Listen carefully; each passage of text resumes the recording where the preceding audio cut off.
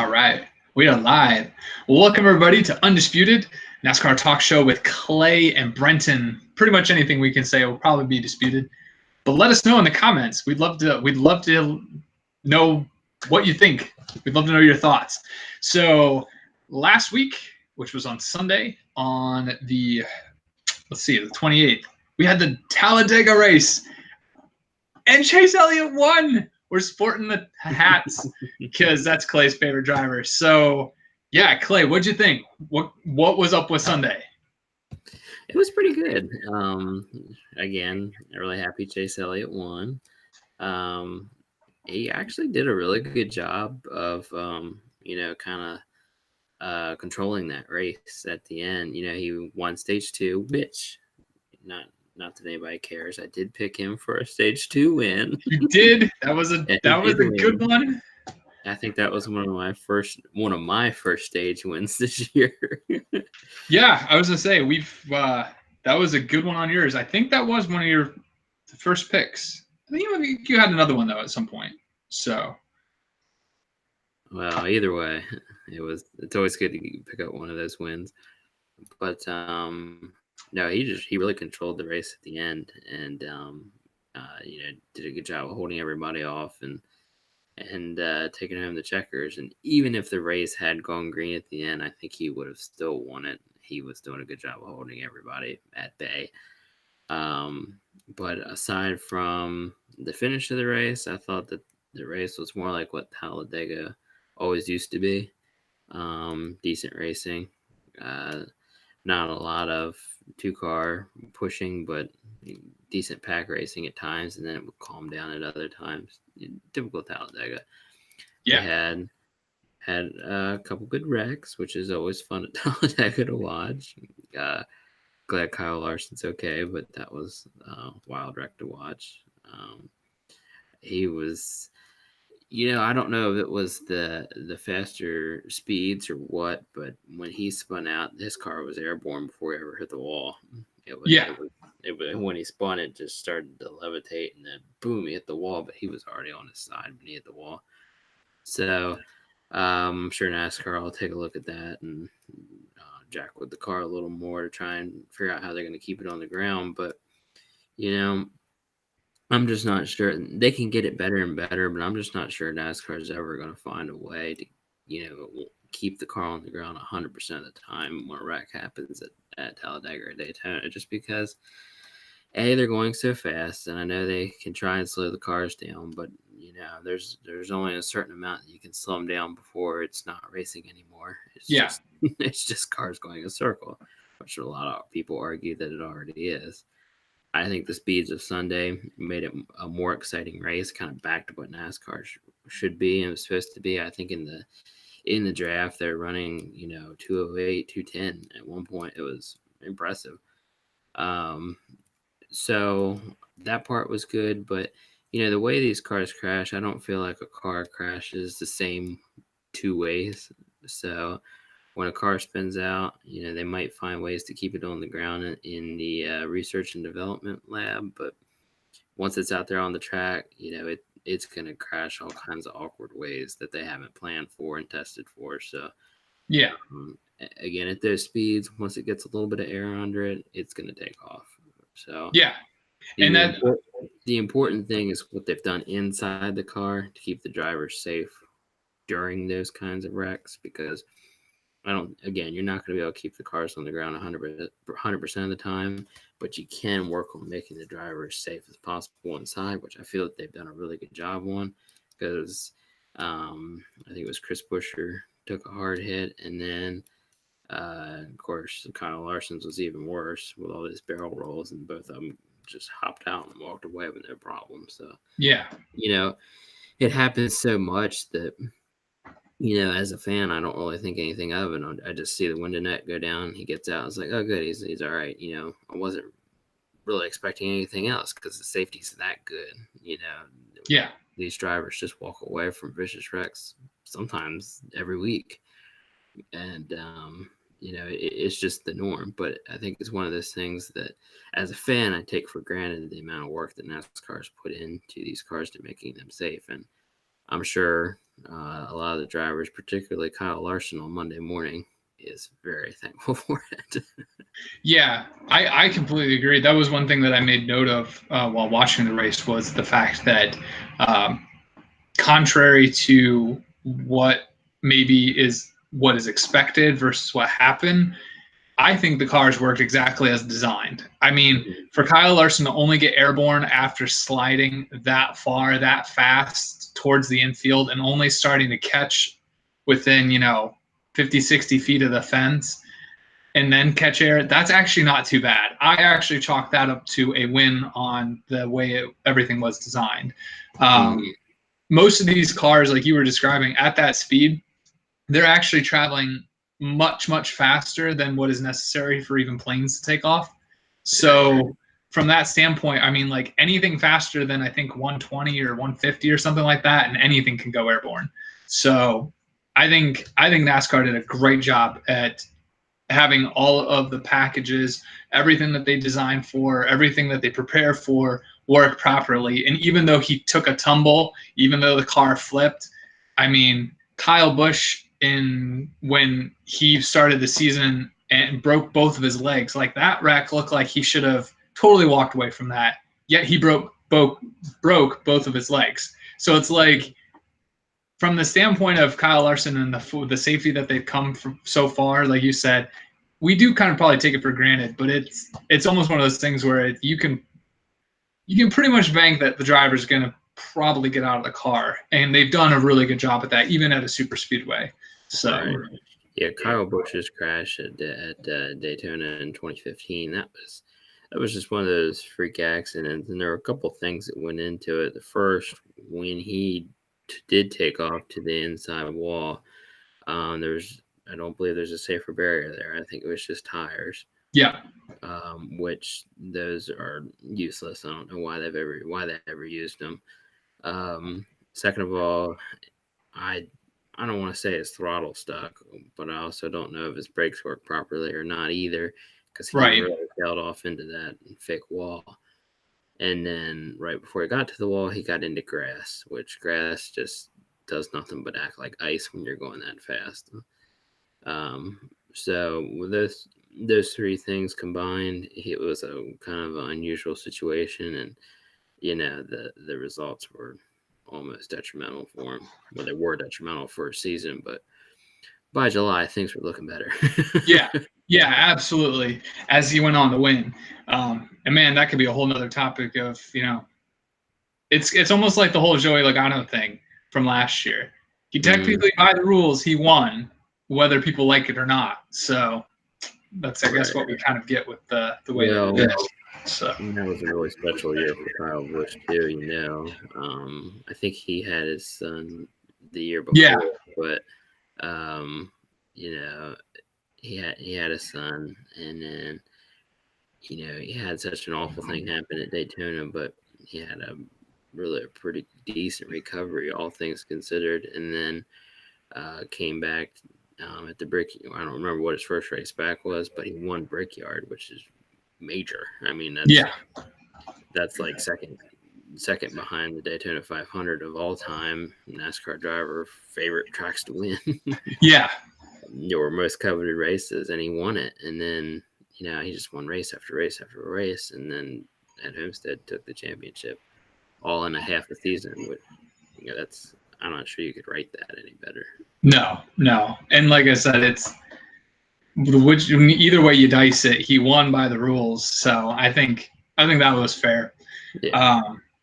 So in terms of Talladega, it's always a gamble at who can win this thing, who can't win this thing. Clearly, we're both excited about the outcome. I think every fan is excited about the outcome. So after this race, looking back at it, who do you have for a hot knot this week? Who was hot at Talladega? Who was not hot at Talladega? Well, obviously Chase Elliott was hot at Talladega because he won. Because he really hasn't been on fire this year, but he seems to have found a little bit of momentum at Talladega, and I hope it continues for him. But looking at the results of the race, there were two drivers that stood out in front of me that were like, wow, they really made a rebound after a crappy season thus far. And my first pick was Alex Bowman, because if the race had gone green, he pretty much would have been Chase's only challenge. And I wonder if he would have challenged him, just being teammates and Team Chevy. I don't know if he would or not, but he could have possibly slingshot around him and won the race. So Alex Bowman put himself in position to win the race. He did a good job. He was on my hot list for this week. And then Daniel Hemrick, I think he got his best finish of the year. I don't remember what number exactly. I have it here. Daniel finished 5th, and he started 5th. So all around a good race. That's not bad. Yeah. Yeah, I mean, all things considered, at Talladega to survive that long, pretty impressive. And on the flip side of things, on my not hot list, and not that these guys did poorly, but for as good as they are every week, and particularly at super speedways, they just weren't really, major contenders for the win. And the two that I have are Kyle Busch. He led 4 laps and finished 10th, which, again, not a bad day. He survived it. He didn't crash.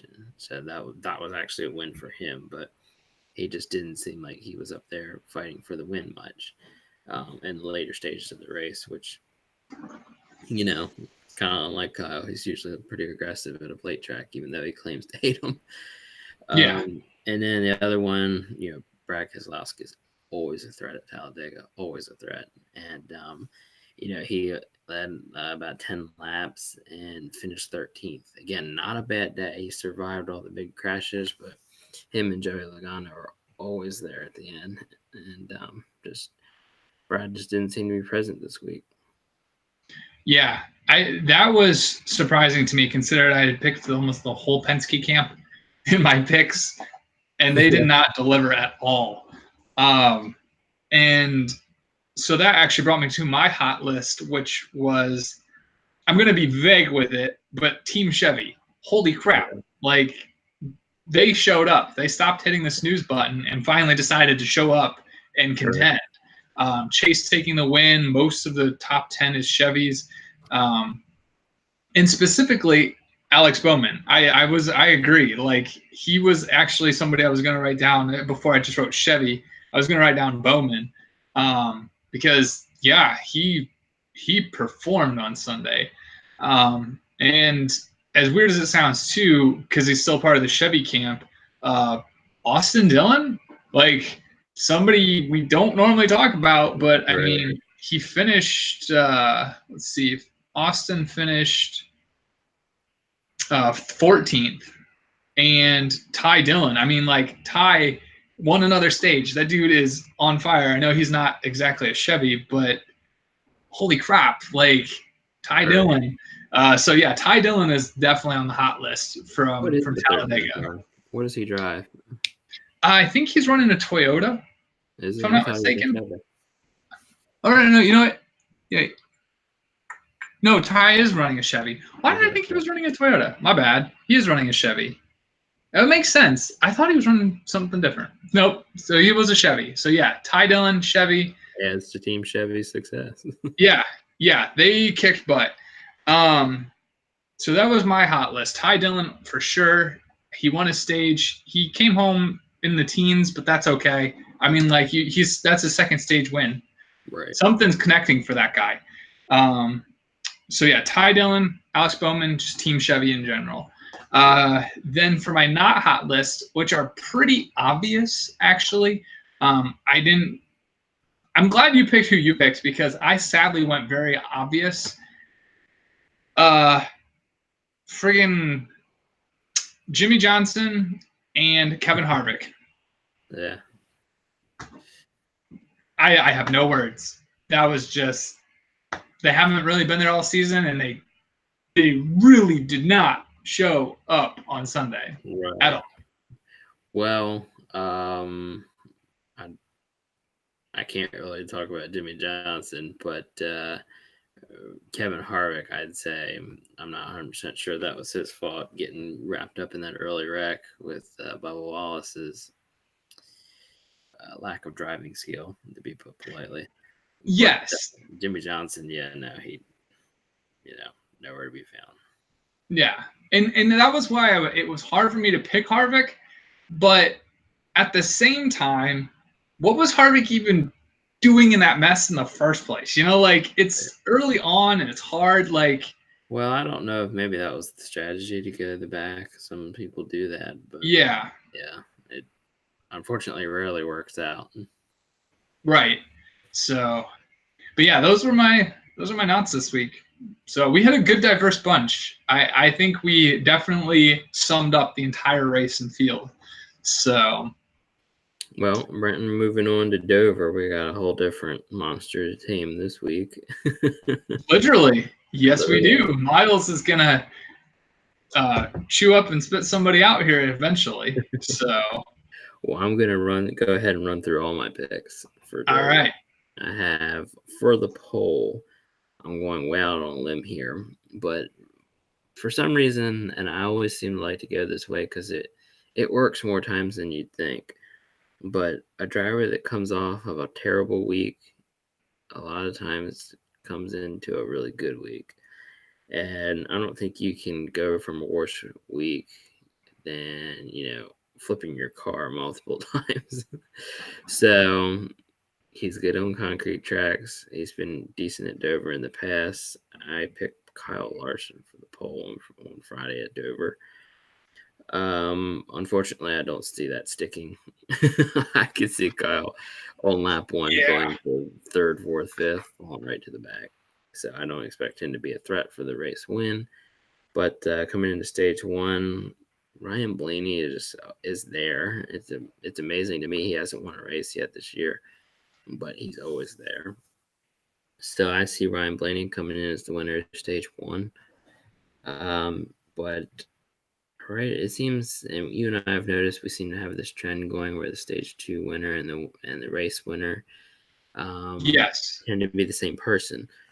So coming into stage two, I think the look of the race, the face of the race will change a little bit, and we'll find a Toyota in victory lane, or not victory lane, but taking the green and white checkered for stage two, and then be Kyle Busch.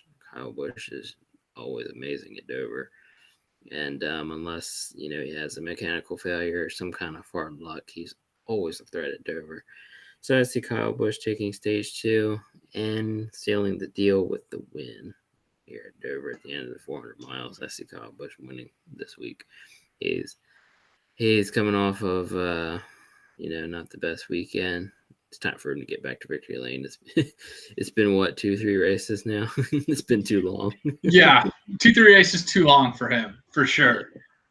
So I see him finding his way back to victory lane, and should all hell break loose and it's snow this coming Monday,